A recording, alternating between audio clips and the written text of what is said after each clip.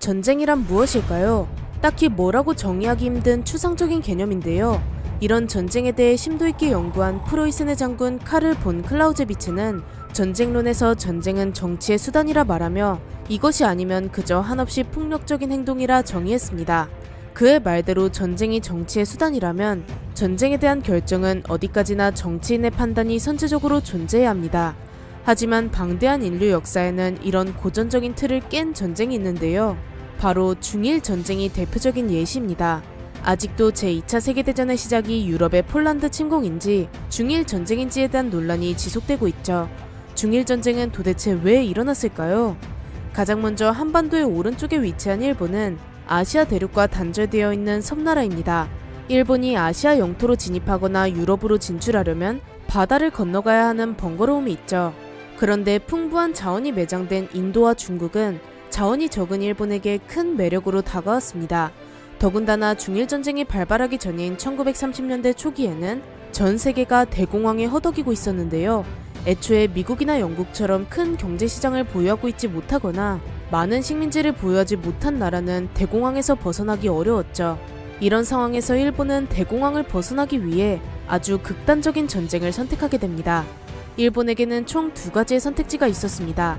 가장 먼저 유럽으로 가는 길을 막고 있는 소련인데요. 그런데 소련은 결코 만만한 나라가 아닙니다. 과거 러일 전쟁에서 러시아를 이긴 경험이 있었지만 먼 과거 이야기고 지금의 소련은 막강한 전력을 가지고 있습니다. 그렇다면 두 번째 선택지는 어디일까요? 바로 아시아의 중국입니다. 중국의 마지막 왕조인 청나라가 망하면서 크게 장제스의 민주주의 진영과 마오쩌둥의 공산주의 진영으로 나뉘었습니다. 이외에도 여러 군벌 세력이 생겨나 그야말로 오합지졸인 상황이었죠. 그런데 청일전쟁 이후부터 계속 앙숙이었던 일본이 동남아 지역으로 진출하려고 간을 보기 시작했습니다. 특히 일본이 만주 지역에 세운 만주국이라는 괴뢰국과 중국 국경 부근에 대규모 일본군을 배치하면서 군사적 긴장감을 올렸죠. 하지만 당시에는 서양 세력을 몰아내자는 의화단 운동을 통해 국경 부근에는 극소수의 부대만 배치하기로 합의된 상황이었는데요. 이런 상황에서 일본이 중국을 탐하기 위해 이 조약을 무시하고 대거 군대를 배치한 것입니다. 이렇게 복잡한 상황이다 보니 중국 내의 많은 파벌 세력들은 서로가 적이었지만 일본이라는 공공의 적을 먼저 견제해야 했습니다. 그렇게 가장 먼저 일본에 대항하자는 의미로 잠시 뭉치게 되죠. 점점 중일 간의 긴장감이 고조되는 상황에서 일본의 한 엘리트 장교, 아니 또라이 같은 장교가 한 명 등장하는데요. 바로 무타구치 레냐입니다. 무타구치 레냐는 일본 육군사관학교에 입학해 정예 일본 육군 장교가 되었습니다. 이후에도 각종 군사 지식을 쌓을 수 있는 것이라면 물불 가리지 않고 공부와 장교직을 병행했죠. 나름 노력의 결과가 나타난 것인지 무타구치 레냐는 일본의 육군대학교에 진학해 장교로 가기 위한 필수 교육을 받게 됩니다. 여기까지만 보면 무타구치 레냐는 정말이지 최정의 장군 루트를 달리고 있습니다. 결국 무타구치 레냐는 육군 상부로부터 서양의 군사 지식을 배울 수 있는 주재무관에 선정되는데요. 레냐는 프랑스에서 외국군과 같이 지내면서 일본과 전혀 다른 문화와 역사를 가진 프랑스를 보며 식견을 넓히는 듯 했습니다. 주재무관직을 무사히 끝내고 일본으로 돌아온 레냐는 잠시 육군 참모본부에 있다가 1936년 베이징에 있는 제1연대 연대장으로 부임합니다. 레냐는 흔한 연대장으로서 본인 위치에 만족할 수도 있었지만 그는 군의 높은 요직으로 올라가고자 하는 야망 넘치는 군인이었죠. 무타구치 레냐는 제1연대 연대장직을 수행하면서 강조했던 말이 있습니다. 바로 중국과 친선을 맺는 것은 일본을 배신하는 매국 행위라는 것인데요. 제2차 세계대전 당시 일본 수상이었던 도조 히데키가 중국 국경선에 대규모 군대를 배치하면서 했던 말입니다. 이미 일본과 중국의 관계는 돌이킬 수 없다는 것을 의미하죠. 중국 국경선에는 총 23만 명의 대규모 일본군이 배치되며 폭풍전야의 시간을 보내고 있었습니다. 1937년 7월 6일 무타구치 레냐의 부하 장군인 이츠키 기요나오 소자는 자신이 지휘하는 500명의 일본군을 중국과의 사전 협의도 없이 중국 영토로 데리고 가서 실탄 사격 훈련을 감행했는데요. 이는 완전한 국경선 도발이지만 국내 상황이 너무나도 혼란스러웠던 중국은 마땅한 항의를 하지 못했습니다. 그저 긴장한 상태로 더 이상 진격하면 발포한다고만 했죠. 기요나오 소자는 사격 훈련이 끝나자마자 아무 일 없었다는 듯이 원래 주둔하던 곳으로 복귀했습니다. 하지만 문제는 그 다음날 터집니다. 바로 노규고 사건이라고 불리는 일인데요. 전역 점호를 하고 있었던 일본군 8중대장은 자신이 관리하는 병사 한 명이 없어졌다는 사실을 알게 됩니다. 바로 전날 중국 영토에서 군사도발을 했기 때문에 사라진 병사가 중국군에게 공격당했다고 판단하고 상부에 보고하게 됩니다.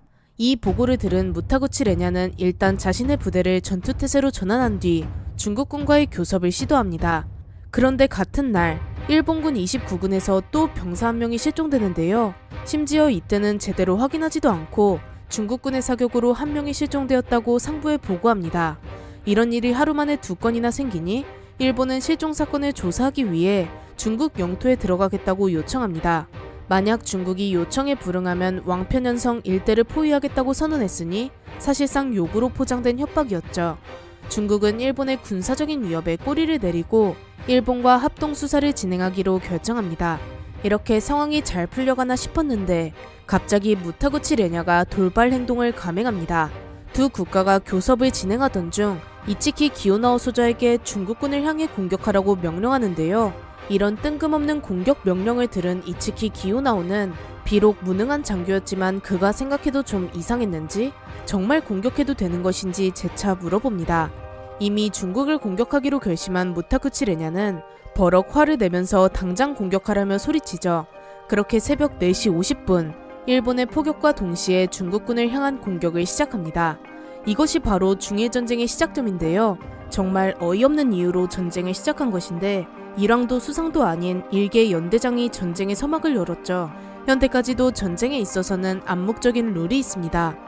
먼저 상대 국가에게 선전포고를 하고 그 뒤에 기습이든 전면전이든 이를 벌리는 것이 보통인데요. 일본은 이를 완전히 무시한 것입니다. 즉 일개 연대장 한 명이 일본이 국제사회에서 외면받도록 만들었죠. 참고로 합동수사의 결과는 중국군의 소행이 아닌 것으로 판명되었습니다. 시간이 흐른 뒤 사라진 병사 2명 모두 부대로 복귀했죠. 하지만 레냐에게는 일본군 병사가 사라졌는지 아닌지 그 진상이 중요한 게 아니었습니다. 어떤 작은 명분이라도 잡아서 일단 전쟁을 일으키려는 생각이었는데요. 절차가 어찌됐든 결과만 좋으면 상관없다는 것이 당시 레냐를 비롯한 일본군의 마인드였죠. 이 기습적인 전투로 중국군 20명이 사망하고 60명이 부상을 입었으며 일본군 10명이 사망합니다. 중국은 일본군의 이런 불법적인 공격에 굉장히 분노했고 이참에 일본군을 몰살시켜버릴까 했지만 당장 일본과의 전면전은 자신이 없었기 때문에 최대한 이를 키우지 않고 해결하려 했습니다. 이 시기 일본 정치부와 군부는 의견이 갈렸는데요. 고노의 수상은 사태를 확장하지 않으려 했지만 도조 히데키 장군은 오히려 국경선 근처로 일본군을 진격시키려 했습니다. 무타구치 레냐 또한 중국군을 밀어붙이려는 쪽이었죠. 이때 일본의 육군 참모총장은 아직 일본군이 전쟁 준비를 마치지 못했기 때문에 일단 적대적인 행동을 중단해야 한다고 설득합니다. 결국 일본은 이번 공격에 대한 사과의 뜻을 전하며 추가적인 군사적 행동은 없을 것이라 약속합니다. 이렇게 노구교 사건이 일단락되었는데 이 사건으로 무타구치 레냐는 진급을 하게 됩니다. 위험을 감수하고 중국군에게 용맹하게 대적한 것을 높게 평가했는지 소장으로 진급하게 되죠. 그런데 당연히 중국과 일본의 갈등은 이것으로 끝이 아닙니다. 일본은 사건을 원만하게 해결하고 싶었던 것이 아니라 제대로 중국을 상대하기 위한 시간이 필요했던 것인데요. 일본은 곧바로 중국 국경선에 4개의 사단과 1개의 여단을 추가 배치하면서 다시금 긴장감을 높이게 됩니다. 이 모습을 본 중국도 30개의 사단과 2개의 집단군을 국경선에 배치하죠. 이제 주사위는 던져졌습니다. 일본의 육군상 스기야마 하지메는 속전속결로 중국을 칠 것이라는 뜻을 밝혔는데요. 일본의 중국 침략 계획은 독일의 소련 침공 계획과 약간 비슷합니다. 먼저 중국의 여러 파벌 중 가장 강력한 장제스의 힘을 약하게 만들 생각입니다. 중국의 주요 도시인 베이징과 텐진 등을 재빠르게 점령할 예정이죠. 일본은 군사력을 집중해 빠르게 중국을 점령하고 그 다음 중국을 넘어 서쪽으로 멀리 진출하려는 야망을 가지고 있습니다. 물론 중국 또한 압도적인 병력과 뒤에서 도와주는 지원국들, 접근하기 어려운 지형적 요소까지 보유하고 있습니다. 이렇게 중국과 일본의 전면전이 머지않았는데요. 군대라고 보기도 어려운 명령체계를 가진 일본과 여러모로 복잡한 상황에 빠진 중국과의 전면전은 과연 어떻게 돌아갈까요? 독일의 뛰어난 장군 만슈타인은 너무 뻔한 전면전을 시도하면 적에게 모든 계획을 간파당하는 것은 물론이고 큰 피해를 각오해야 한다고 말했습니다. 중일전쟁은 일본의 전면전 계획이 너무나도 뻔히 보이는 상황이었죠. 이렇게 대놓고 드러나는 일본의 전면전 계획은 중국을 상대로 과연 먹혀들었을까요? 그 자세한 이야기로 들어가 봅시다. 무타구치 레냐가 벌인 노구교 사건으로 중국은 일본과의 전면전을 가급적 피하고 화해하려 했는데요. 일본도 중국처럼 전면전을 피할 것이라 예상했습니다. 그러나 일본의 총리 고노에 후미마루는 노구교 협정 도중 돌연 중국 침공 계획을 작성하라 명령하며 중국과의 전면전을 준비하기 시작했습니다. 이전화에서도 간략하게 설명했지만 당시 중국은 춘추 전국시대급으로 나라가 혼란스러웠습니다. 우선 공산당과 국민당이라는 큰 세력이 있었고 나머지도 여러 분파로 나뉘어 서로를 견제하고 있었죠. 간단하게 공산당은 사회주의를 지지하고 국민당은 민주주의를 지지하는 세력입니다. 중국은 일본의 침략 계획을 눈치채고 공산당의 수장 마오쩌둥이 국민당의 장제스에게 접근해 서로 힘을 합쳐 일본에게 맞서자는 국공합작을 제의했습니다. 장제스는 너무 이념이 다른 공산당과의 협력이 썩 내키지 않았지만 갈수록 일본의 침략 의도가 분명해지면서 장제스는 어쩔 수 없이 마오쩌둥과의 위험한 협력을 하기로 결정하죠. 그렇게 국민당 주석인 장제스는 루산 성명을 발표하며 전민족의 운명을 걸고 일본에 저항할 것임을 선포했습니다. 그렇게 일본과 중국의 전쟁은 확정되었죠. 중국은 총 400만 명으로 추산되는 병력을 가지고 있었는데요. 그런데 장제스의 병력 30만 명만이 제대로 된 무기를 가지고 조금의 훈련을 받았으며 나머지 병력은 대부분 지방 세력들의 병력으로 부정부패가 심했고 무장 수준 또한 형편없었습니다. 그러나 장제스는 중국과 일본이 맞붙게 되면 미국이 중국을 도와줄 것이라는 믿음이 있었는데요. 일본은 일단 독일과 뜻을 함께하는 추축국이었으며 중국을 점령하면 미국의 식민지인 필리핀이 일본에게 완전히 노출될 것이기 때문이죠. 또 이번에도 장제스가 한 수 접고 일본의 요구를 들어준다면 민심이 땅을 칠 우려가 있었습니다. 이런 이유로 일본과 전쟁을 치르기로 결심합니다. 이때 일본은 중국보다 발달한 산업 능력으로 30만 명 이상의 정규군과 200만 명의 예비군을 보유하고 있었는데요. 그리고 일본의 괴뢰국인 만주국의 군인과 소수의 몽골군도 포함되어 있었죠. 이들을 이용해 중국을 최대한 빠르게 점령할 생각입니다. 그렇게 각자 전쟁 준비를 하던 중 베이징 일대를 방어하던 숭저위안은 완전히 다른 생각을 하고 있었습니다. 장제스의 경고에도 불구하고 일본군과 정전협정을 맺으려고 안간힘을 다했는데요. 공격 의도가 없다는 것을 알리기 위해 베이징의 성문을 열어두고 있었습니다. 하지만 이것은 엄청난 실수였죠. 숭저위안이 아무런 방어태세를 갖추지 않은 상태에서 일본군은 1937년 7월 20일 포격을 재개했습니다. 일본은 지금 중국을 쳐들어가도 될지 간을 보고 있었는데 성문도 다 열어두고 아무런 대비를 하지 않은 베이징을 보고 지금이 적기라고 판단하게 됩니다. 그렇게 6일 뒤인 1937년 7월 26일 중국과의 전면전을 본격적으로 시작하죠. 중국은 일본군이 밀고 들어오자 별다른 저항을 하지 못하고 백기를 들게 됩니다. 전쟁을 시작한 지 겨우 이틀 만인 7월 28일 중국군은 바오딩으로 후퇴하고 그대로 베이징과 텐진을 일본에게 넘겨줍니다. 중국은 전면전을 시작한 지 이틀 만에 16,000명이 죽거나 다쳤으며 그에 반해 일본군 전사자는 고작 127명입니다. 이렇게 일본은 전면전 초기부터 성공적인 결과를 거두었는데요. 일본 육군 대신 스기야마 겐은 일왕에게 한 달 안에 중국을 점령할 수 있을 것이라 호언장담했죠. 한편 장제스는 이런 불리한 상황을 타개하고자 창저우와 바오딩 일대에 군대를 배치해 일본군이 남진하는 것을 막기로 결정합니다. 이제 일본군의 목표는 칭다오와 상하이까지 해안선을 통해 진격해서 중국을 해상으로부터 단절시키는 것입니다. 양측이 잠깐의 재정비를 거친 뒤 1937년 8월 1일 장제스는 일본군의 후방을 위협할 작전을 개시합니다. 중국군 2개 사단을 장자커우에 배치하며 13군의 일부는 장자커우와 베이징 사이에 있는 난커우로 진격해 일본군의 후방을 노릴 예정입니다. 일본군의 목표가 상하이와 칭다오가 있는 동쪽이었으니 중국은 비교적 병력이 적은 서쪽을 공략해 일본군을 막으려 한 것이죠. 장제스의 공격은 나름 성공적으로 진행되었는데요. 난커우 공격을 맡은 중국 장군 탕원보는 계곡이 많아 방어에 유리한 쥐용간을 점령하고 더 나아가 난커우까지 점령했습니다. 이런 탕원보의 공격으로 후방이 노출된 일본군은 불이 나게 남서쪽 공격을 중지하고 한 개 여단과 한 개 사단을 난커우로 보내 탕원보를 막았습니다. 그렇게 8월 8일에 탕원보와 일본군이 마주치죠. 일본군은 즉각 전투를 개시해 탕원보가 더 이상 일본군 후방을 노리지 못하도록 막았습니다. 난커우에서 중국과 일본이 대치하고 있는 사이 일본 해군은 육군 세계사단을 이용해 상하이와 칭다오로 상륙할 것을 요청했습니다. 육군 대신 스기야마는 전력을 분산하는 어리석은 일이라며 해군의 의견을 거부했지만 고노에 총리와 외무대신의 압력으로 상륙작전을 감행하기로 결정하죠. 그렇게 8월 9일 일본군 3,000명이 상하이로 상륙합니다. 난커우 근처에서 일본군의 공격을 방어하던 장제스는 일본군이 상하이에 상륙했다는 보고를 받습니다.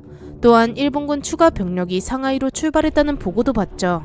상하이는 장제스에게 다른 도시보다 훨씬 중요한데요. 예전부터 서구 유럽과 가장 활발하게 교류하던 중국의 항구 도시로 서구 유럽 국가에 많은 영향을 받은 도시입니다. 만약 장제스가 상하이를 지켜내지 못하면 유럽 사회로부터 질책을 받을 것이 뻔하고 나아가 유럽에서의 입지를 잃어 일본에게 저항할 힘이 약해질 수도 있죠. 장제스는 상륙한 일본군이 정비를 마치기 전에 무조건 몰살해야 합니다. 이렇게 중국이 밀리고 있는 상황에서 일본의 고노에 총리는 장제스에게 중국 전체를 점령하지 않을 테니 경제력을 내주는 강화 조건은 어떤지 제안했지만 장제스는 이를 거절하고 둘 중 하나가 사라질 때까지 싸울 의지를 나타냅니다. 감히 중국을 만만하게 본 일본이 너무 괘씸했죠. 장제스는 어떻게든 상하이를 지켜내고 일본에게 한 방 먹여주기 위해 독일 군사고문단 팔케나우젠에게 고도의 훈련을 받고 질 좋은 무기로 무장한 정예사단 8만 명을 상하이로 보냈습니다. 이들은 역시 중국의 최정예 부대답게 일본군을 압박하기 시작하는데요. 일본은 이전과 다르게 강한 중국군을 마주하고는 큰 손실을 입으며 치열한 교전을 벌이게 됩니다. 장제스의 정예사단은 일본군을 완전히 몰아내진 못했지만 이들에게 큰 피해를 안겨주면서 중국 내륙으로 진격하지 못하게 발을 묶어둡니다. 예상치 못하게 앞길이 막힌 일본은 중국을 더 밀어붙이기 위해 추가 병력을 파견하죠. 그렇게 시간이 흘러 1937년 11월 초 일본군은 전세를 뒤집을 수 있도록 항저우만 북쪽으로 상륙해 중국 내륙으로 진격하는데요. 중국군 후방으로 침투해 포위하려는 전략입니다. 장제스는 이것을 눈치채고 일본군의 의도대로 포위될 것을 우려해 상하이에 배치된 모든 부대에게 후퇴 명령을 내립니다. 그동안 상하이 일대에 잘 구축해둔 방어선이 아깝긴 해도 어쩔 수 없는 상황이었죠. 이 과정에서 상하이는 일본에게 내줄 수밖에 없었고 후퇴하는 중국군도 일본군에게 많은 피해를 입게 됩니다. 상하이에서의 전투부터 후퇴까지 약 4만 명의 중국군이 죽거나 다치게 되죠. 벌써 장제스의 70만 군대의 60% 정도인 33만 5,500여 명을 잃은 것입니다. 결국 장제스는 독일 외교관 트라우만을 통해 히틀러가 중재를 나선다면 일본과 강화 조약을 할 의지가 있음을 알립니다. 장제스의 조건은 간단합니다. 우선 중국의 주권을 인정해주고 이 조약에 다른 나라를 끌어들이지 않으며 마지막으로 극비로 진행하는 것인데요. 그런데 일본은 이미 우세가 일본으로 넘어온 상황에서 이런 중국의 요구가 거만하다고 여겼습니다. 일본이 원하는 것은 중국이 만주국을 인정하고 베이징과 텐진을 수도로 제2, 3 만주국 건설, 그리고 중국의 동인도 회사를 만들어 경제력을 빼앗는 것입니다. 이미 중국에서 많은 피를 흘렸기 때문에 이 정도는 얻어가야 만족한다는 것이죠. 그렇게 양국의 협상이 결렬됩니다. 그 사이 중국 후방에 상륙한 일본 육군은 어느새 국민당의 심장과도 같은 난징 부근에 도착했는데요. 난징을 죽을 때까지 지키겠다고 다짐한 중국 장군 탕성즈는 일본군이 난징을 공격한 지 4일 만에 난징을 버리고 후퇴했습니다. 일본군의 공격으로 난징을 둘러싼 방어선은 하나씩 벗겨지고 군인과 민간인이 무질서하게 도망가는 혼란스러운 상태에서 10만 명의 중국군이 나흘 만에 괴멸됩니다. 심지어 이때 그 끔찍한 사태가 벌어지죠. 하지만 이것은 일본의 엄청난 실수였습니다. 일본은 국민당의 심장인 난징을 점령하면 장제스가 굴복할 줄 알았지만 이 사건으로 인해 중국은 눈이 뒤집혔는데요. 장제스는 일본에게 굴복하느니 자멸하는 게 낫다고 판단할 정도였습니다. 즉 중국이 망할 때까지 일본과 싸운다는 것이죠. 이렇게 일본군은 중국과의 강화 조약을 통해 종전할 기회를 잃어버리는데요. 이제 중국 영토 전체를 집어삼켜야만 일본이 원하는 바를 이룰 수 있습니다. 중국이 마지막으로 할 수 있는 일은 쉬저우를 지켜내는 것입니다. 쉬저우는 텐진에서 푸커우를 연결하는 진푸 철도와 시안에서 하이저우를 연결하는 룽아이 철도의 교차점입니다. 이런 교통의 중심지인 쉬저우마저 일본에게 빼앗기면 이제 중국은 산에 들어가서 게릴라로 싸워야 하죠. 일본은 이곳만 점령하면 중국 전체를 점령했다고 봐도 무방합니다. 이렇게 동북아시아의 운명을 건 중국과 일본의 싸움은 과연 어떤 결말을 맞을까요? 배수진을 치다라는 말이 있습니다. 물을 등지고 적에게 맞서 싸운다는 말이죠.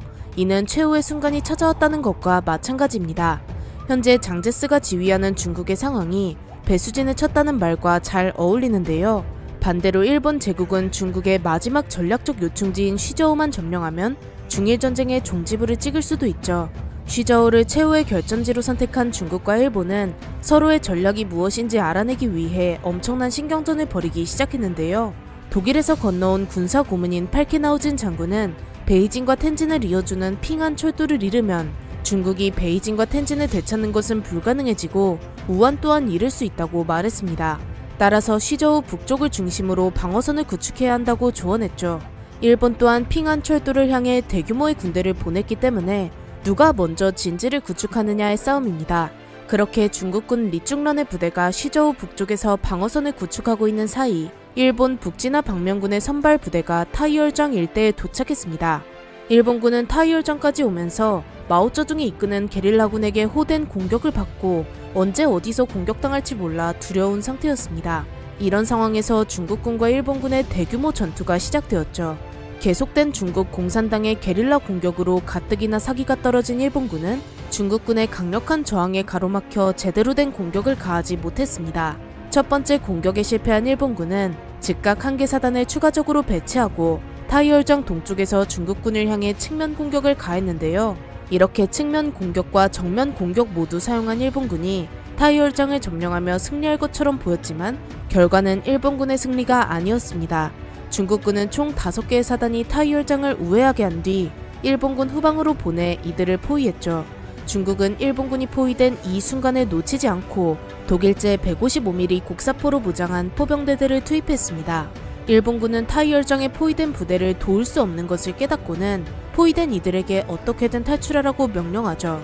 일본군은 가까스로 포위망을 뚫고 나오는 데 성공하지만 탈출하면서 16,000여 명의 병사를 잃고 40대의 전차와 70대의 장갑차를 잃었습니다.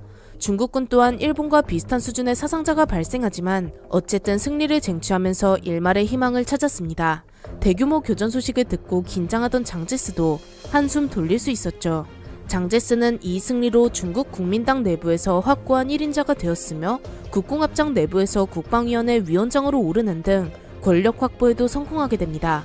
일본군은 현대적인 군대를 창설한 이후 겪은 첫 패배였기 때문에 패배의 원인이 단순히 수적 열세였다고 판단하는데요. 실제로 타이얼장에서 일본군과 중국군의 비율은 1대2로 일본군이 수적으로 열세인 상황이었습니다.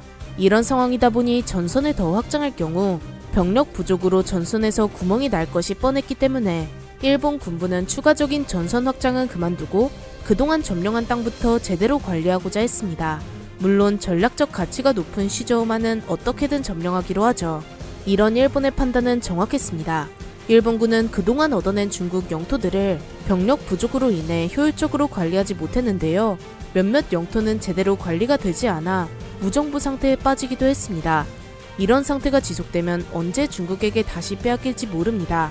이제는 정말 선택과 집중이 필요한 시점이죠. 그렇게 일본군은 신속하게 쉬저우로 진격했습니다. 1938년 5월 중순에는 쉬저우 일대 포위에 성공하는데요. 이때 중국군은 일본군의 병력 배치를 잘못 예측하고 일본군이 진격하지 않는 곳을 방어하고 있었습니다. 일본군은 너무 수월하게 포위망을 형성할 수 있었죠. 결국 중국은 뒤늦게 일본군에게 포위된 것을 깨닫고는 탈출 계획을 짜기 시작합니다. 중국 장군 리중런은 장제스도 모를 정도로 비밀스러운 탈출 계획을 세우는데요. 부대를 최대한 잘게 쪼갠 뒤 일본군 몰래 야금야금 포위망을 빠져나갑니다. 이렇게 리중런이 최대한 부대를 분산한 덕분에 일본군은 중국군이 다 어디로 갔는지 파악하지 못하고 중국군의 탈출을 바라볼 수밖에 없었습니다. 이제 일본군은 쉬저우를 점령하긴 했지만 난징 때와 반대로 후퇴하는 중국군을 열심히 추격하는데요. 이전엔 난징만 점령하면 전쟁이 끝날 줄 알고 후퇴하는 중국군을 내버려뒀다가 이후 죽기 살기로 달려드는 중국군에게 큰 피해를 입었기 때문입니다. 이번에는 확실하게 중국군을 뿌리 뽑으려는 생각이죠. 비록 일본군 상부는 전선 확대를 막으려고 후퇴하는 중국군을 쫓지 말라고 명령했지만 야전에서 부대를 지휘하던 일본 장교들은 애매한 전선을 만드는 것보다는 확실하게 이기고 가는 것이 더 중요하다고 생각했습니다. 포위망에서 탈출한 중국군 대부분은 안우이성으로 집결했고 이곳까지 도달하지 못한 병력은 인근 산지로 들어가 게릴라 전술을 펼쳤습니다. 이렇게 밀리고 있는 와중에 리중런 장군은 큰 손실 없이 포위망에서 벗어났다며 자랑스러워하고 있었는데요. 애초에 일본군의 진격 루트를 제대로 파악하기만 했어도 쉬저우를 내주지 않았을 것입니다. 더군다나 일본군이 후퇴하는 병력을 잡겠다고 미친듯이 쫓아오자 더 이상의 희망은 없었죠. 장제스는 고작 몇 달 만에 타이열장에서 얻은 희망이 절망으로 바뀌었습니다. 너무나도 중요한 전략적 도시를 잃은 장제스는 일본군이 우한으로 진격하지 못하도록 화이앙커우의 황하강 제방을 폭파합니다.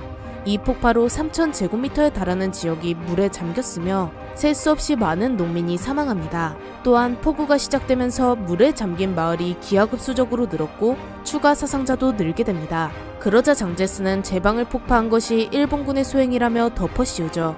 그럼에도 중국군을 추격하는 일본군은 이런 최악의 영토를 통과하면서 우한을 위협하고 있었습니다. 그나마 중국군에게 다행인 것은 우한 외곽에는 산악과 호수, 늪지대 등 천연 장애물이 수도 없이 많기 때문에 소수의 군인으로도 효율적으로 방어할 수 있다는 것입니다. 즉 중국은 우한의 장애물을 이용해서 일본군과 소모전을 펼칠 생각이죠. 그러나 여기서 장제스와 마오쩌둥의 의견 대립이 펼쳐지는데요. 마오쩌둥은 소모전을 진행할 경우 게릴라 전술이 주로 사용되기 때문에 노동자들을 활용해 일본군에게 맞서자고 합니다. 그런데 장제스는 마오쩌둥의 의견대로 진행하면 마오쩌둥의 힘이 강력해질 것을 우려해 마오쩌둥이 어떤 의견을 내든 동의해줄 생각이 없었습니다. 마땅한 해결책도 없이 그저 마오쩌둥의 의견을 반대하죠. 이렇게 중국은 언제라도 무너질 것처럼 휘청거리는 상황이었는데요. 일본의 고노에 총리는 이때를 노려 장제스의 라이벌인 왕징웨이에게 강화 조약을 들이밉니다. 장제스를 처단하고 방공 조약에 참가하며 만주국을 승인하고 베이징과 텐진을 비무장지대로 설정하자는 조건이었습니다. 하지만 왕징웨이는 이 조약을 거절합니다. 아무리 장제스를 꺾고 1인자가 되고 싶다 한들 나라를 팔아먹긴 싫었죠. 이미 일본에게 자존심도 상할 대로 상했으니 아주 끝장을 보자는 것입니다. 결국 고노에는 중국과의 교섭을 영원히 끊기로 결정합니다. 이제 일본군은 본격적으로 우한으로 진격하는데요. 일본군 대규모 부대를 우한으로 파견했지만 앞에서도 말했듯 우한은 천연 장애물로 둘러싸여 있어서 돌파 속도가 매우 느렸습니다. 그래도 중국군이 만든 방어선을 한 겹씩 돌파한 일본은 1938년 10월 중순까지 20만 명의 사상자를 감수하면서 우한 인근에 도달합니다. 중국은 병력도 거의 괴멸했고 여러 장애물과 방해선에만 의존하고 있었기 때문에 일본군이 우한까지 들이닥치자 이제 더 이상 할 수 있는 것이 없었습니다. 장제스는 결국 10월 21일 우한을 포기하기로 결정하며 충칭으로 모든 군대를 후퇴시키죠. 남은 중국군을 모두 뿌리 뽑으려는 일본은 이제 다음 행선지로 광저우를 택합니다. 광저우를 점령하면 중국을 해안과 아예 차단시킬 수 있죠. 그런데 광저우를 점령하려고 영국의 영토인 홍콩을 마음대로 들어갈 수는 없는데요. 따라서 1938년 9월 29일 영국이 일본의 행동에 개입하지 않는다는 협정을 체결한 뒤 본격적으로 광저우 점령을 시작했습니다. 일본은 다야만을 상륙하면서 광저우로 향하는 도로를 얻었습니다. 다야만을 얻은 일본군은 순조롭게 광저우로 진입했으며 1938년 10월 말에는 광저우를 포함한 인근 항구를 모두 점령했죠. 중국은 대부분의 항구를 일본에게 빼앗기면서 군수 조달길이 전부 막혀버립니다. 중국군은 이제 뿔뿔이 흩어졌고 중국의 대도시도 대부분 일본에게 빼앗겼습니다. 이제 중국이 할 수 있는 저항은 산에 숨어서 게릴라전을 펼치는 것 뿐인데요. 어차피 중국은 거의 일본으로 넘어온 것이나 다름없고 일본이 무의미한 게릴라전에 맞서 굳이 병력을 낭비할 필요가 없었기 때문에 중국과의 전쟁을 교착 상태로 돌립니다. 중국의 정부를 새로 세우거나 하면서 정치적인 방법으로 중국을 굴복시킬 생각이죠. 이렇게 일본이 중국을 거의 잠식하면서 일본의 영향력은 점점 커졌는데요. 그런데 이때 일본의 앞길을 막는 거대한 세력이 등장합니다. 이제 미국이나 영국 등의 서방권 세력이 더는 일본을 두고 볼 수 없다고 판단합니다. 미국은 중국에게 물자를 지원해주고 일본에 수출하던 석유를 끊어버립니다. 석유 수출을 중단했다는 것은 그냥 일본에게 전쟁을 중단하라고 압박하는 것이죠. 일본은 이미 다 된 밥인 중국을 이렇게 허무하게 빼앗길 순 없었습니다. 일본의 선택지는 세 가지가 있었는데요. 첫째, 미국과 영국의 요구에 응하여 중국에서 철수. 둘째, 석유 공급이 끊겼지만 어떻게든 버텨보기. 셋째, 일본의 앞길을 막는 서방 세력에게 정면 대응. 일본은 이 중 세 번째를 선택했습니다. 미국을 적으로 돌리겠다고 마음먹은 것이죠. 과연 일본은 저 강대국인 미국을 상대로 어떤 계획을 가진 것일까요? 일본은 미국을 막아서고 무사히 중국을 차지할 수 있을까요? 잠자는 사자의 코털을 건드리면 어떻게 될까요? 2차 대전에서 일본은 얌전히 있던 미국의 심기를 한번 제대로 건드리는 일을 저지르는데요. 도대체 이 강대국을 왜 건드린 것인지, 얼마나 코털을 세게 건드렸는지 한번 알아봅시다. 당시 일본 군부는 완전히 오합지졸이었습니다. 육군과 해군이 군에서의 권력 다툼으로 서로를 견제하고 있었죠. 물론 상호 간의 견제가 발전의 밑거름이 될 수도 있지만 일본은 안타깝게도 이런 상황이 아니었습니다. 보통 섬나라는 대륙으로 진출하기 위해 해군을 키우는 것이 일반적인데요. 그러나 일본의 역사를 본다면 대체적으로 육군의 힘이 강했습니다. 일본의 사무라이만 봐도 그 사실을 알 수 있죠. 일본은 천천히 근대화가 진행되면서 대륙으로 나가기 위해 해군에도 투자할 수밖에 없었습니다. 그러면서 자연스럽게 해군이 육군과 비등한 수준으로 올라오게 됩니다. 그렇게 두 세력의 권력 다툼이 시작되었는데 이 두 세력의 목적은 모두 일왕에게 가까워지는 것입니다. 그렇다면 여기서 의문이 하나 생기는데요. 일본에서는 아주 신으로 추앙받는 일왕이 육해군의 대립을 막을 수 있지 않을까요? 정답은 X입니다. 일본의 총지휘관인 일왕은 일본 국민에겐 신과 같은 영향력을 보여주지만 단순히 정치적 관례로 올라간 자리이기 때문에 군대에 개입하기는 쉽지 않은 상황입니다. 당시 일본의 무질서한 체계를 잠시 들여다보자면 메이지 유신 시기에 국가 통치의 기본이 되는 헌법이 제정되었습니다. 그러나 당시 고위 관료들은 헌법이 있어도 그 법 위에 일왕이 있다고 생각했는데요. 원하는 바가 있는데 헌법에 위배되는 상황이라면 일왕에게 허락을 받으면 오케이라는 생각이 만연했습니다. 즉, 일왕을 통해서 각종 헌법을 무시하는 질서 없는 분위기가 만들어진 것이죠. 본론으로 돌아가 일본 육해군의 가장 큰 원인은 기존에 이 두 조직을 통합해주던 참모본부가 사라졌다는 것입니다. 해군 참모본부가 따로 분리되면서 해군 군령부로 이름이 바뀌었고 이들에게 전시 작전권까지 넘어오는데요. 그러면서 해군이 독자적인 권력을 가지게 되었습니다. 이런 상황에서 권력 다툼이 갈수록 심해지며 일개 작은 부서에서까지 서로 치고받게 됩니다. 내부가 이렇게 혼란스러운 상황에서 중일전쟁까지 그리 성공적으로 끝나지 않게 되고 외교적으로 수많은 문제에 직면하게 되죠. 외부에서 가장 큰 문제는 미국과 영국의 견제였는데요. 영국은 제2차 세계대전까지만 하더라도 수많은 식민지를 보유하며 해가 지지 않는 나라라고 불렸습니다. 이런 영국은 아시아까지 영향을 미쳤는데 중국의 홍콩과 인도도 영국의 손안에 있었죠. 그래도 영국은 세계 평화를 지향하는 쪽이었는데 일본이 중국을 침략하면서 홍콩과 인도를 위협받는 상황에 놓였습니다. 이렇다 보니 어떻게든 일본을 압박할 수밖에 없었죠. 한편 전통적으로 강대국인 미국은 1929년에 발생한 경제 대공황으로 인해 잠시 휘청거렸습니다. 실업자 수가 천문학적으로 증가했고 경제 활동이 침체되면서 시장이 제대로 굴러가지 않았습니다.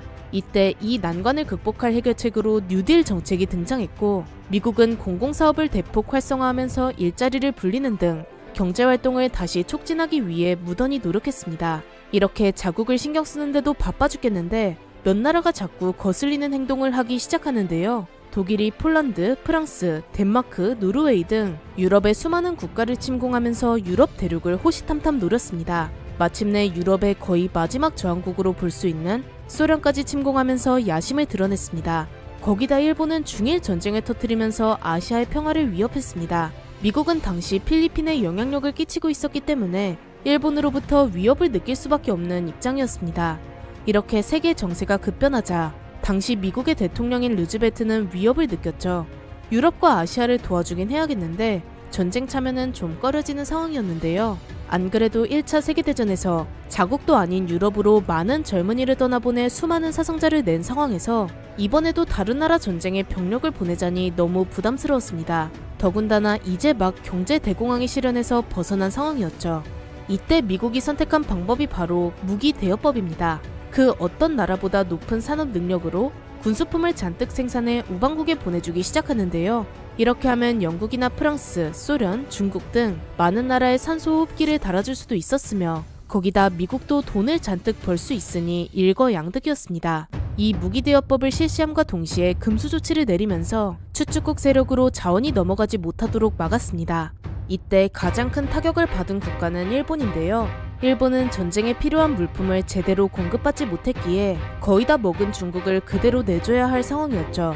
그렇게 1941년 7월 11일 이제 미국은 일본을 몰아붙여야겠다고 생각하고 일본에게 일시적인 행복을 위해 중국을 칠 것인지 아니면 중국을 놔두고 미국과 영구적인 행복을 추구할지 결정하라고 통보합니다. 이때 일본은 콧방귀도 끼지 않고 자신들의 목표만을 향해 달려갑니다. 일본은 당시 대동아 공영권을 원하고 있었는데요. 간단하게 설명하자면 자원이 풍부한 동남아시아 지역을 서방 세력의 개입 없이 선점하는 것이 목적입니다. 그럼 동남아시아 지역에 자원을 의존하는 서방 세력까지 확실하게 압박할 카드를 가질 수 있습니다. 따라서 일본은 미국의 제안 따위 무시하고 그동안 계속 거슬렸던 미국을 한 방 먹여주려고 합니다. 바로 진주만 공습을 결심했죠. 일본은 미국을 선제 공격할 사람을 결정했습니다. 일본 해군의 유망한 장군인 야마모토 제독인데요. 야마모토 제독은 미국을 대적할 첫 번째 침략지로 진주만을 선택했습니다. 미국에게 진주만이란 중요한 해상 전략지로 태평양 일대를 통제할 수 있는 일종의 전초 기지였기 때문이죠. 만약 일본이 진주만에 정박한 미 해군을 몰아낼 수 있다면 미국이 더 이상 태평양에서 까불지 못할 것이라 생각했습니다. 이 작전은 처음부터 끝까지 극비로 계획되었습니다. 야마모토 제독은 항공모함 6대를 사용하기로 결정했고 일본 해군 조종사들에겐 철갑탄을 이용한 뇌격기 공격 훈련을 시켰습니다. 또 첩보원을 진주만 일본 영사관으로 보내서 특이사항을 전부 기록하고 정보를 보내라고 명령했죠. 야마모토는 진주만 공습일을 12월 7일로 정하며 모든 준비를 마쳤습니다. 그렇게 11월 26일 야마모토는 일본 제1항공함대를 주축으로 공격 진영을 조직해 쿠릴 열도에 대기시켰는데요. 그는 승무원들에게 목적지를 알려주지도 않았으며 작전 지역에 도착할 때까지 절대로 무선 연락을 하지 않을 것을 명령했습니다. 야마모토는 사전에 획득한 미국 정찰기의 경로를 최대한 피하고 함선 배기가스를 노출하지 않으려고 경유를 연료로 사용했습니다. 이후 1941년 12월 2일 항공모함 6대에 총 360대의 항공기가 탑승한 상태로 진주만으로 향하기 시작했습니다. 한편 미국은 전혀 이런 위협을 예상하지 못하고 있었는데요. 진주만 공습이 시작되기 전에 영해에 일본 잠수함이 발견되는 일도 있었는데 이것마저 대수롭지 않게 여겼습니다. 원래 자국 영해에 타국의 잠수함이 있으면 거의 공격과도 같은 신호지만 일본이 먼저 미국을 공격할 리가 없다고 판단해 안일하게 대처하죠. 일본은 미국에 선전포고문을 보내지 않은 상태로 전쟁을 개시하려고 했으나 야마모토는 그래도 선전포고문을 보내야 한다고 주장했습니다.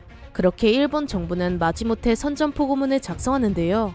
하지만 여기서 일본 정부의 비열함이 드러납니다. 이 선전포고문은 무려 13,000자에 달했으며 심지어 암호문으로 되어 있었습니다. 거기다 이런 선전포고문을 공격 직전에 보냈죠. 결국 일본이 보낸 선전포고문은 공습이 시작될 때까지 제대로 해독할 수 없었습니다. 그렇게 작전 개시일인 1941년 12월 7일 오전 6시 일본 군용기들이 일제히 진주만으로 출격했습니다. 오전 7시 30분에 일본 함재기들이 진주만 상공에 접근했고 폭격대는 고도를 올려 급강하 폭격을 준비했습니다. 내격기 편대는 고도를 낮췄죠. 오전 7시 53분부터 일본의 기습적인 공격이 시작되었습니다. 아무런 대비를 하지 않았던 미국은 그대로 공격 세례를 맞을 수밖에 없었는데요. 진주만의 미군들은 이런 기습 공격을 받는 와중에도 자신이 소속된 군함과 전우들을 지키기 위해 희생정신을 불태웠습니다. 미국의 네바다 함선은 일본군 어뢰 한 대를 맞았음에도 선원들이 군함에 묶은 줄을 도끼로 내리찍어 함선에 추가적인 피해가 없도록 했으며 배에 승선하지 못한 선원들을 위해 사다리를 내려주고 이들을 탑승하게 했죠. 또 웨스트 버지니아 함의 조리병인 도리스 밀러는 타고 있는 배가 불타고 있는 와중에도 일본 해군과 목숨 걸고 교전했습니다. 이렇게 진주만의 미군들은 최선을 다해 저항했으나 아무런 준비가 되어 있지 않았기 때문에 끝내 굴복할 수밖에 없었죠. 미국은 전함 4척과 중순양함 3척, 구축함 3척, 수상기 모함 1척, 공작함 1척이 파괴되었습니다. 또 미군 2,334명이 사망했으며 1,143명이 부상을 입었고 민간인도 103명이나 사망합니다. 이렇게 두 차례에 걸친 일본 해군 항공대의 기습적인 공격은 성공적으로 끝났습니다.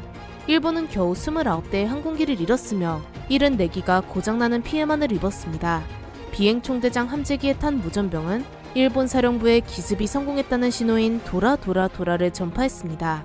일본은 이렇게 순조로운 승리를 거두면서 미국의 해군 전력을 엄청나게 과소평가하는데요. 이번 진주만 공습으로 미군 해군 전력이 거의 전멸했다고 판단하죠. 미국도 생각보다 별거 없다고 생각하며 이참에 미국을 잡아먹으려고 필리핀 침공을 준비했습니다. 한편 일본의 공습 소식을 들은 루즈베트 대통령은 충격을 금치 못했습니다. 진주만 공습일을 치욕의 날로 선정하고 미국의 본격적인 2차 대전 참전을 선언했습니다. 미국은 이런 치욕적인 기습을 당한 것에 분개하며 진주만을 공습한 일본 해군을 추격해 격파하라는 명령을 전합니다. 실제로 진주만 공습에서 희생된 전력은 미 해군에서 그리 큰 비중을 차지하지 않습니다. 미국 태평양 함대의 주요 항공모함인 렉싱턴과 엔터프라이즈호는 당시 항공기를 싣고 웨이크 제도와 미드웨이 제도에 있었죠. 루즈베트 대통령은 자국의 국력 70%를 전쟁에 투입할 준비를 마치고 일본을 지옥까지 쫓아가 복수할 계획을 세웠습니다. 이제부터 미국의 복수전이 시작됩니다. 이 어마어마한 강대국을 건드린 일본은 과연 어떻게 될까요? 또 미국이 참전한 2차 대전은 이제 어떤 양상으로 흘러갈까요? 진주만 공습을 지휘한 일본의 야마모토 제독은 공습에 성공하고 자신감에 넘쳐 적어도 6개월간은 연합국을 상대로 우위를 점할 수 있다고 자신했는데요. 과연 야마모토 제독의 생각대로 전쟁이 흘러갈까요? 진주만 공습 이후의 상황을 알아봅시다. 일본은 진주만 공습 이후 미국령 땅들도 호시탐탐 노렸는데요. 일본은 진주만을 공습한 바로 다음 날인 1941년 12월 8일부터 필리핀을 침공하며 남진 정책을 시행했습니다. 먼저 미국의 전초 기지인 웨이크 섬과 괌을 공격했죠. 이 두 개의 섬을 방어하는 병력은 소규모의 해병 수비대에 불과합니다. 그렇다 보니 일본군의 공격으로 괌은 일본군에게 너무나도 쉽게 점령되고 웨이크 섬은 가까스로 막아냈습니다. 하지만 일본이 곧바로 추가적인 공격을 감행하면서 12월 23일에 웨이크 섬까지 차지하죠. 이렇게 동아시아 내에서 미국의 영향력을 줄이는 데 성공합니다. 이때 연합군은 일본군보다 병력이 약 2배나 많았는데요. 심지어 기술적인 측면에서도 훨씬 앞서 있었습니다. 특히 항공전력과 전차의 보유량이 일본군은 연합국에 비해 한참이나 뒤처졌습니다. 그런데도 일본은 여러 전투에서 승리를 거머쥐죠. 한편 일본의 영향력이 상당해지자 인도를 식민지로 둔 영국은 일본의 공격적인 태도에 대응하기 위해 항공모함을 필두로 군대를 꾸렸는데요. 영국은 이미 진주만 공습 이전 일본의 위협이 커지던 1941년 12월에 프린스 오브 웨일즈 전함과 순양 전함 리펄스호를 싱가포르로 출항시켰습니다. 그러다가 일본이 타이와 말레이 반도를 이어주는 크리지엽에 상륙했다는 소식에 영국은 소수의 구축함을 이끌고 무작정 크리지엽으로 출항하죠. 이 두 척의 군함을 지휘하는 영국의 톰 필리스 제독은 비록 상부로부터 인도 차이나 반도에 일본군 내격대가 대기하고 있다는 보고를 받았지만 제독은 이를 무시하고 항해를 지속했습니다. 영국이 너무 안일했던 탓일까요? 일본 내격기들은 손쉽게 영국 함대를 찾아내고 어뢰를 있는 대로 전부 쏟아붓게 됩니다. 결과는 너무나도 처참했죠. 영국의 군함 2척이 전부 바닷속으로 침몰했습니다. 영국은 일본의 함대와 제대로 맞붙은 것도 아니고 고작 뇌격기 부대에게 처참하게 깨졌습니다. 처칠은 이 충격적인 사건이 지금까지의 전투 중 최악이라고 평가했습니다. 이 패배는 많은 것을 시사하지만 가장 중요한 것은 영국이 해군만을 가지고 세계에 있는 식민지들을 지킬 수 없다는 것을 의미하기도 합니다. 이렇게 일본에게는 총 3나라의 적이 생겼는데요. 먼저 필리핀에 영향력을 행사하는 미국, 인도와 말레이 제도 일부의 식민지가 있는 영국, 마지막으로 네덜란드 동인도 제도를 지배하는 네덜란드입니다. 이들이 일본의 동아시아 침공에 맞서 자국의 식민지를 지키기 위해서는 서로가 힘을 합쳐 싸워야 합니다.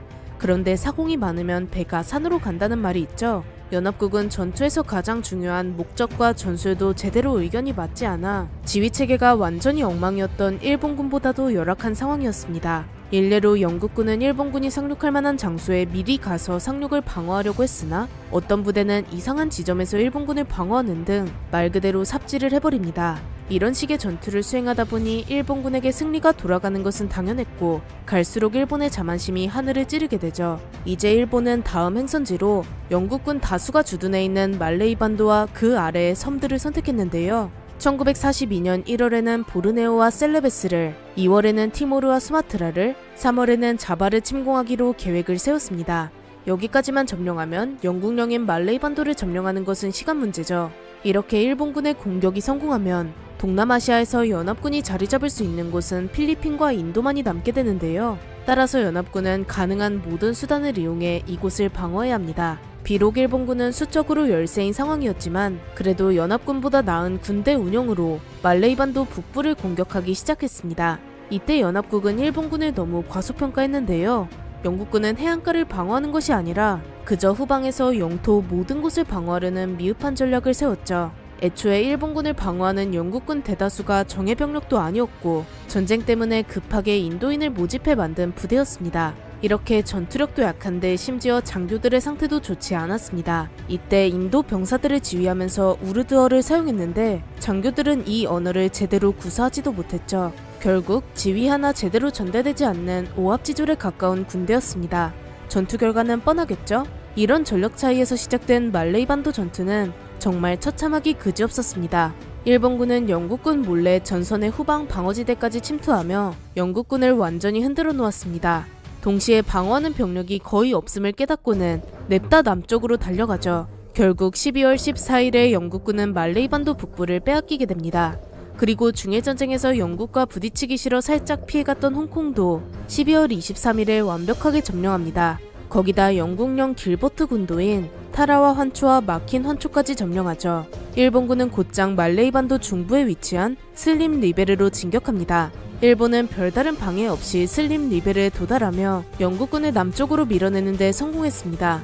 이때까지도 연합국은 별다른 대응을 하지 못했는데요. 전선 곳곳이 지속적으로 붕괴되었으며 용맹하기로 유명한 오스트레일리아 소속의 8사단도 일본군에게 항복하게 됩니다. 이렇게 영국군은 지상전에서 프랑스보다 끔찍한 결말을 맞이합니다. 일본군은 일전의 계획대로 보르네오, 셀레베스, 티모르, 수마트라와 자바섬 공격을 차례대로 감행했습니다. 결국 말레이 반도 방어군 총사령관 퍼시벌은 1942년 2월 25일 일본군 전선으로 들어가 항복하죠. 이제 연합군은 싱가포르 전역에서의 처참한 패배를 만회하고자 미국, 영국, 네덜란드, 호주의 군대를 합친 ABDA라는 지휘부를 만드는데요. 그렇게 순양함 11척과 구축함 27척, 잠수함 40척으로 함대를 구성했습니다. 이들의 최우선 목표는 일본 해군의 상륙을 막아 이들에게 동남아시아를 넘겨주지 않는 것입니다. 이 계획에서 일본군의 상륙 이후 지상전을 맡은 국가는 네덜란드입니다. 네덜란드는 총 14만의 병력을 보유하고 있었지만 앞서 일본군에게 완전히 밀린 영국군과 비교해 현대적인 무기를 갖춘 것도 아니고 그렇다고 전투에 획기적인 도움을 주는 훈련이나 실전 경험이 있는 것도 아닙니다. 따라서 상륙을 막지 못하면 그대로 밀릴 가능성이 크죠. 연합군은 무조건 상륙 단계에서 막아내야만 합니다. 그렇게 1942년 2월 27일 일본군이 마지막 남은 자바섬에 상륙하면서 이를 막으려는 ABDA와의 교전을 시작합니다. 연합국의 도르만 제독은 중순양함 2척과 경순양함 3척, 구축함 9척을 가지고 일본의 중순양함 2척과 경순양함 2척, 구축함 14척에 맞섰는데요. 이 두 세력은 전력 자체가 상당히 비슷했는데 굳이 우세한 쪽을 고르자면 일본이었습니다. 일본군은 24인치 장창 어뢰라고 불리는 당대 최고의 어뢰를 운용했죠. 최대 40km까지 쏠 수 있는 무시무시한 어뢰였습니다. 각자 이런 전력을 가지고 전투를 시작했고 초기에는 서로의 전력을 파악하기 위해 소극적인 전투를 벌였습니다. 이 균형을 깨는 곳은 일본이었는데요.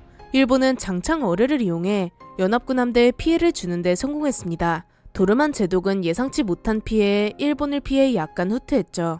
그런데 설상가상으로 이 시점에서 연료가 떨어져서 중순양함 1척과 경순양함 3척, 구축함 1척을 제외하고 항구로 보내야 하는 상황이었습니다.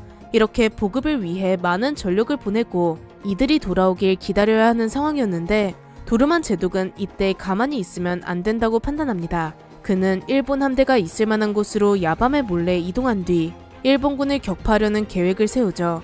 결국 도르만 제독은 밤이 되자 적은 병력을 데리고 무작정 일본군에게 달려가는데요. 그런데 그날은 불행히도 유난히 달빛이 참 밝았습니다. 일본 함대를 발견하기 전에 연합국이 먼저 들켜버리고 그대로 일본군에게 포위당합니다. 일본군은 장창 어뢰를 전부 도르만 제독에게 쏟아부었고 도르만 제독은 레이테르함에 승선한 채로 함교에서 사망하게 되죠. 이 전투에서 연합국의 함정 5척 중 단 2척만이 남게 됩니다. 이렇게 도르만 제독의 기습 공격이 실패하자 연합군 방어선에 공백이 생겼는데요. 일본군은 그대로 자바섬에 상륙할 수 있었습니다. 당연히 지상전을 대비하던 네덜란드군은 아까 설명했듯 별다른 힘을 쓰지 못하고 일본군이 상륙하자마자 재빨리 항복했죠. 그런데 놀랍게도 싱가포르 현지인들은 일본군을 환영하는데요. 네덜란드와 프랑스의 식민 지배에 불만이 많았던 현지인들은 이들을 물리친 일본군을 긍정적으로 받아들였습니다. 싱가포르 현지인들은 일본이 추구하는 대동아 공영권에 찬성하며 일본의 계획을 열정적으로 돕게 되죠. 이제 일본의 남진 정책 중 남은 장소는 단 3국가입니다. 버마인 거주지, 필리핀, 호주이죠. 버마는 중국과 인도 사이에 위치한 만큼 전략적으로 굉장히 중요한 지역입니다. 연합국이 중국과 연락할 수 있는 몇 안 되는 통로이기도 합니다. 이제 일본은 버마를 침공할 준비를 시작하는데요. 1941년 12월 초에 일본군은 타이를 넘어 버마 안에 있는 비행장을 점령합니다. 영국은 일본군을 막기 위해 고군분투했지만 이미 말레이 반도와 여러 해전에서 패배를 겪은 영국은 버마를 지킬 병력이 별로 없었습니다. 없는 살림에서 병력을 최대한 모은 영국은 중국군을 포함한 3개 사단으로 버마를 방어합니다. 그나마 영국이 위안으로 삼을 수 있는 것은 버마를 공격하는 일본군 또한 2개 사단에 불과하다는 것이죠. 이렇게 양 국가의 군대가 탄린 강 일대를 두고 전투를 시작했습니다. 이때 일본군은 계속된 중국군과의 전투로 실전 경험을 충분히 쌓은 상태였으며 거기다 항공기 300기가 전투를 지원해줬는데요. 반면 영국군 내부에 있는 인도 장병들은 언어도 제대로 통하지 않아서 제대로 전투를 치를 수가 없었습니다. 결과는 역시나 일본의 승리였죠. 영국군은 탄린 강에서 후퇴해 시탄 강에서 일본군을 방어했지만 이마저도 곧바로 일본에게 빼앗기게 됩니다.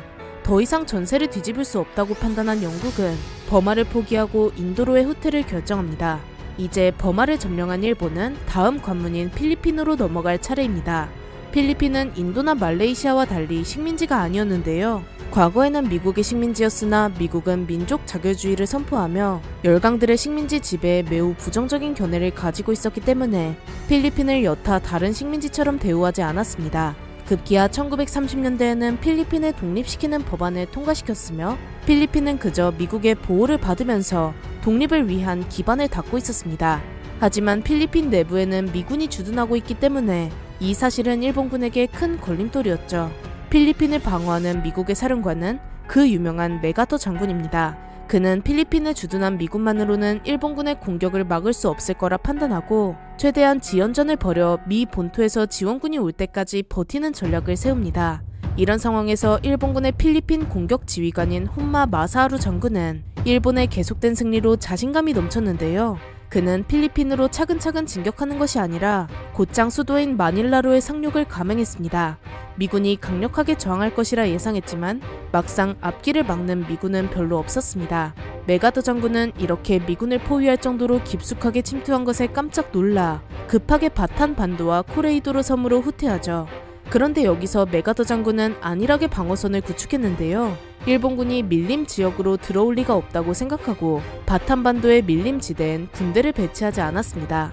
하지만 일본은 밀림 지대에서의 전투에 자신이 있었습니다. 그대로 밀림 지대로 공격을 시작했고 미군 전선은 돌파당하죠. 메가더 장군은 일본군을 피해 바탄반도 안으로 더 들어가는데요. 그렇게 일본군에게 완전히 포위되었습니다.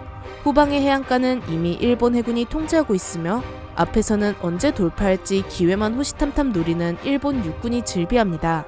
한편 미 본토에서 필리핀의 상황을 보고받은 루즈벨트 대통령은 바탄 반도에 포위된 모두를 구출하는 모험을 선택하는 것보다 고위 사령관을 살려내 추후를 도모하는 것이 좋다고 판단합니다. 이런 판단에 따라 메가더 장군은 곧 돌아온다는 말을 남기며 혼자 호주로 떠나버리죠. 필리핀은 결국 일본에게 점령됩니다. 이제 일본은 남진 정책의 진짜 마지막 호주만이 남았습니다. 대동아 공영권이 코앞으로 다가온 순간입니다. 이렇듯 연합국은 일본에게 계속 밀리고 있는데요. 누가 봐도 연합국의 전력이 훨씬 우세했지만 지금까지로 봐서는 일본군이 우위를 점하고 있습니다. 우리의 보편적인 생각과 달리 2차 대전 당시의 일본은 상당한 군사 강국이었다는 것을 알 수 있습니다. 이미 일본의 영향력은 커질 대로 커져버렸고 연합국은 이제 또 다른 대책을 마련해야 합니다. 한편 일본은 호주로 진출하기 전에 미국을 조금 더 눌러주려는 생각이었는데요. 미국령 환초인 미드웨이를 점령해서 그 다음 하와이를 공격하고 미 본토까지 진출하려는 야심찬 계획을 세웁니다. 미국 항공모함들이 아직 남아있으니 이참에 그것도 다 정리해버리고 태평양의 미군들을 아예 몰아내겠다는 것이죠. 그렇게 되면 일본의 요구대로 미국이 순순히 협상할 것이라 판단했습니다. 이제는 미국을 비롯한 연합국도 정신 차리고 일본을 상대해야 합니다. 미국은 본격적으로 함대를 꾸리기 시작하죠. 태평양 전쟁의 가장 결정적인 해전, 미드웨이 해전은 과연 어떻게 진행될까요?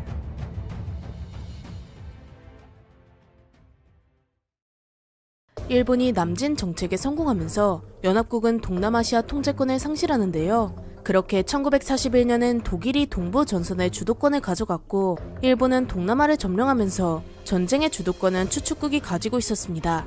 부정적인 상황에 놓인 연합국은 이를 뒤집을 한 방을 준비하고 있습니다. 바로 일본 해군의 주 전력인 항공모함 제거이죠. 과연 해군 전력이 뛰어난 미국과 일본이 대규모 해전을 치르면 어떻게 될까요?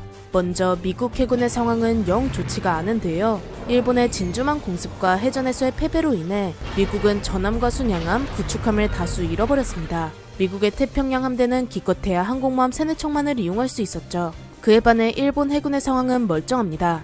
이들은 자바 해전과 말레이시아 반도 해전 등 여러 해전을 연달아 겪었지만 그럼에도 전함 11척과 항공모함 10척, 중순양함 18척, 경순양함 20척이 큰 피해를 입지 않고 잘 보존되어 있습니다. 이런 양 국가의 해군 상황을 파악한 일본의 야마모토 제독은 한 번 더 대규모 해전을 벌이면 미 해군을 괴멸시킬 수 있다고 판단합니다.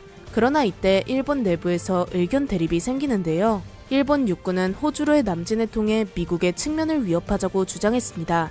일단 영토 확장이 더 중요하니 해군은 상륙 작전이나 하라는 말이었죠. 반대로 야마모토 제독은 영토 확장도 중요하지만 미 해군을 상대로 전략적 승리를 얻는 것이 우선이라고 말했습니다. 즉 야마모토 제독은 미 해군을 상대로 승리해서 앞으로의 태평양 제해권을 가져오고 나면 그 뒤에 육군이 원하는 대로 하라 이겁니다.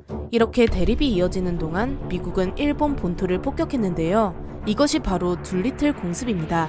미국으로부터 일본 본토가 폭격당하자 미국부터 상대하자는 야마모토 제독의 주장에 더욱 힘이 실리게 되죠. 이때 야마모토 제독의 선택은 바로 미드웨이입니다. 일본이 미국으로 가는 관문인 미드웨이를 차지하면 미국 해군을 괴멸시키는 것은 물론 일왕도 지킬 수 있고 나아가 미국 침공도 가능할 것으로 기대했습니다. 야마모토 제독의 의견이 통하자마자 태평양에 흩어져 있는 일본 해군은 미드웨이 공격을 위해 한 곳으로 모이게 되죠. 한편 미국은 이런 일본의 수상한 움직임을 대략 눈치채고 있었는데요. 둘리틀 공습을 위해 일본으로 향하던 미 해군 항공모함 호넷은 미드웨이 근처에서 일본의 초계함이 어슬렁거리는 것을 포착했습니다. 곧바로 일본이 미드웨이를 노린다는 것을 알아채죠. 하지만 이미 미국이 많은 피해를 본 상황에서 단지 직감으로만 미드웨이로 전력을 보낼 수는 없었고 일본 해군이 미드웨이를 원한다는 확증이 필요했습니다. 그런데 이때 일본이 호주 근처인 파푸아 뉴기니를 공격한다는 무전이 미국에게 감청됩니다. 그렇게 미국은 곧바로 항공모함 렉싱턴과 요크타운을 급파하는데요. 이에 맞서는 일본 해군은 쇼가쿠, 즈이가쿠, 쇼호라고 불리는 항공모함들을 꺼내들었습니다. 1942년 5월 7일에 이 두 해군이 마주치게 되고 교전을 벌이다 일본의 쇼호함이 폭탄을 맞아 가라앉았습니다. 교전이 다음날까지 진행될 정도로 규모가 커져버렸죠. 미국의 함재기와 일본의 함재기가 서로 공격할 대상을 찾아 241km를 헤집고 다녔습니다. 여기서 쇼가쿠호는 수리가 불가피할 정도로 파손되었고 미국의 렉싱턴호는 불이 나서 침몰했습니다. 다행히도 요크타운호는 큰 피해를 입진 않았지만 90일가량의 수리가 필요한 상황이었는데요. 그런데 미국은 이 수리를 45시간 만에 끝내버립니다.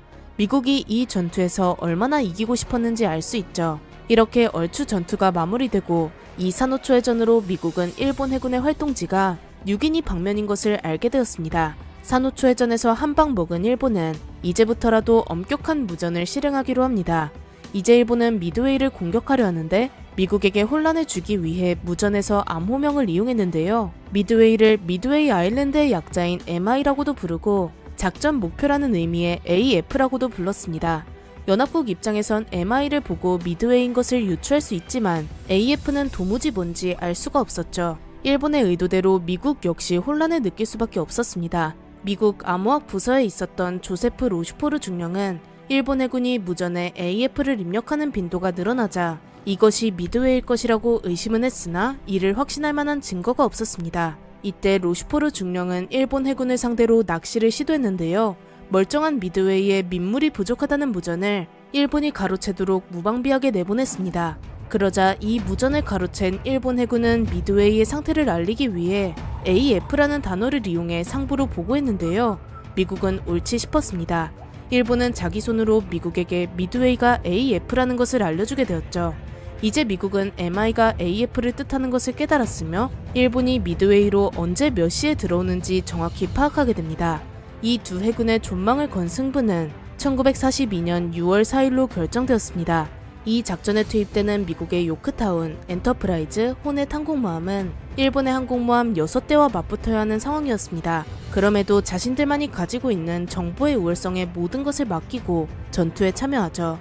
미드웨이 공세 하루 전인 1942년 6월 3일, 미드웨이에 있던 미국의 수륙 양용 항공기 카탈리나가 정찰 중에 일본의 유조선 한 척을 격침시키는데요. 일본은 미국의 함대만 정리하면 전부 해결될 줄 알았는데 의외로 미드웨이 자체의 방어시설도 꽤 단단하다는 것을 깨닫게 됩니다.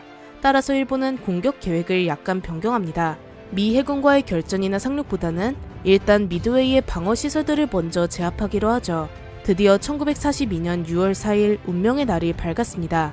항공모함 6대가 있는 일본의 제1항공함대가 미드웨이 환초 범위에 들어오며 미국의 신경을 분산할 목적으로 다른 병력들은 미드웨이 북쪽으로 전진했습니다. 하지만 이미 일본 해군의 주요 공격 목표가 미드웨이라는 것을 들킨 상황에서 이런 교란 행위는 소용없었습니다. 이윽고 일본의 항모에서 제로 전투기 4개 대대와 폭격기 9개 대대가 출격하며 전투의 시작을 알렸는데요.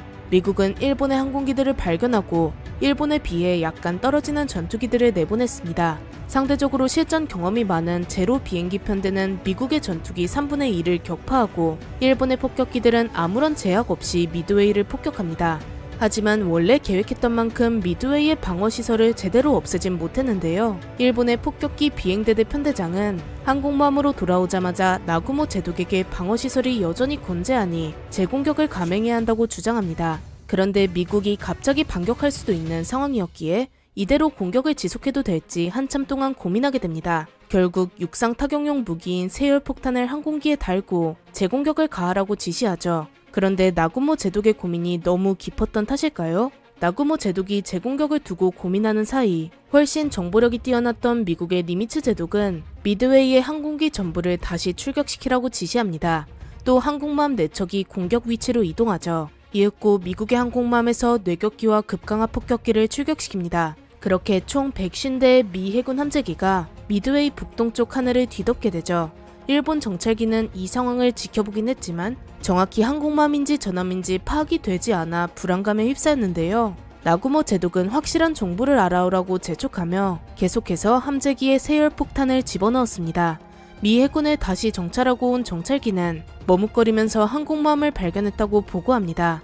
나구모 제독의 결정을 되돌리기엔 너무 늦은 시간이죠. 이미 미 해군의 뇌격기가 일본군을 향해 다가오고 있었습니다. 나구모 제독은 자신의 실수를 인정하고 곧바로 방어태세로 전환하라 명령하며 미국 항공기를 격추하기 위해 제로 전투기를 출격시킵니다. 다행히 제로 전투기들이 활약하면서 당장의 위기는 넘겼지만 곧바로 엔터프라이즈호와 호네토에서 함재기들이 다시 떠올랐습니다. 이 뇌격기들은 일본 항공모함 4척을 발견하고 다가갔지만 나구모 제독이 발빠르게 항로를 변경하면서 놓치게 됩니다. 그러면서 미국 뇌격기 몇 대가 제로 전투기에 의해 파괴되죠. 미국은 계속해서 일본을 몰아붙이는데요. 요크타운호에서 후발대로 출격한 함재기들은 나구모 제독을 찾다가 앞서 선발대와의 교전으로 연기가 피어오른 것을 확인합니다. 이들은 곧바로 이동해 나구모 제독을 공격하지만 실전 경험이 부족한 탓인지 뇌격기가 투하한 어뢰도 전부 빗나갔으며 뇌격기 12대 중 7대가 제로 비행기에 먹잇감이 되었습니다. 이제 나구모 제독이 복수를 시도합니다. 미 함대가 있을 만한 곳으로 제로 전투기를 출격시키는데 고도가 너무 낮아 하늘을 완전히 장악하진 못했습니다.